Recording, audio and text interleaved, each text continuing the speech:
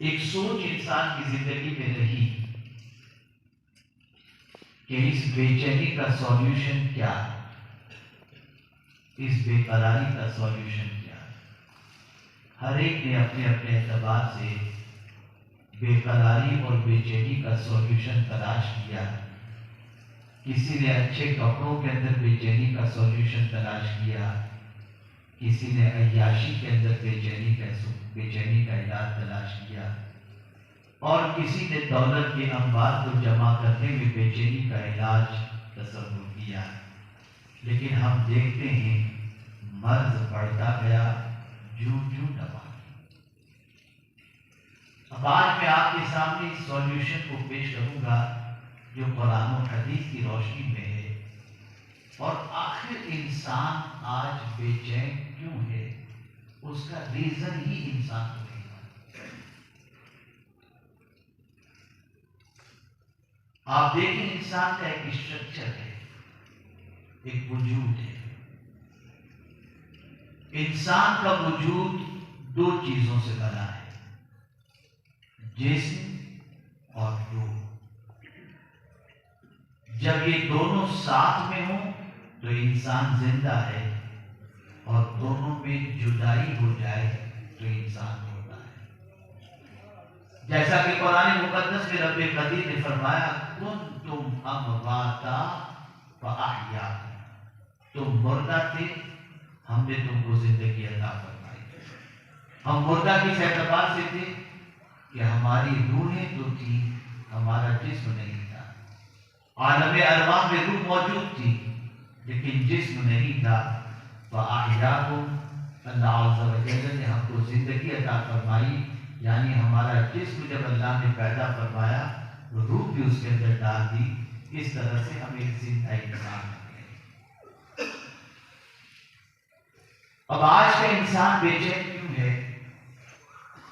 تو ایک ہے جسم اور ایک ہے روح، دونوں کی اپنی اپنی خوراک ہے، دونوں کی اپنی اپنی غذا ہے۔ جسم کی خوراک جدا ہے، روح کی خوراک جدا ہے۔ جسم کو اگر جسم کی غذا مل جائے تو جسم مضبوط رہے گا، اور روح کو اگر اس کی غذا مل جائے تو روح مضبوط رہے گی۔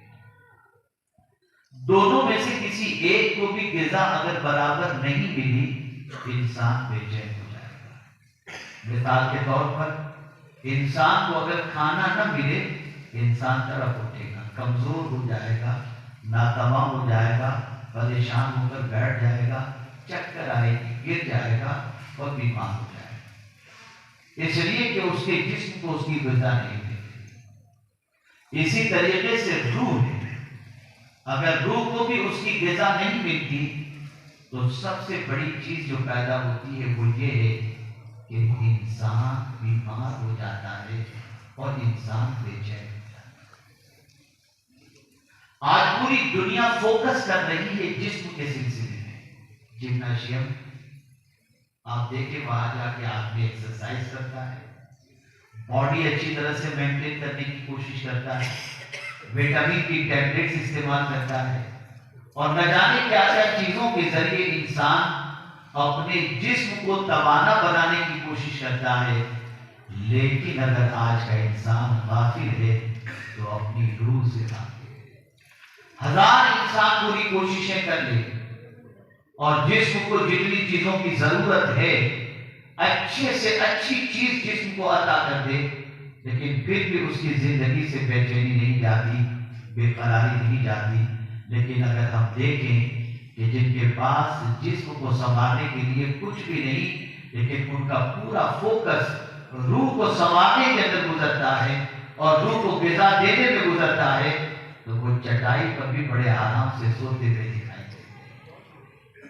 اب آئیے میں آپ کو سمجھاؤں، اس وقت پوری دنیا کے اندر یہ کوشش کی جا رہی ہے کہ انسان کو بے چین کر دو، انسان کو بے قرار کر دو۔ کس طرح انسان بے قرار ہوتا ہے؟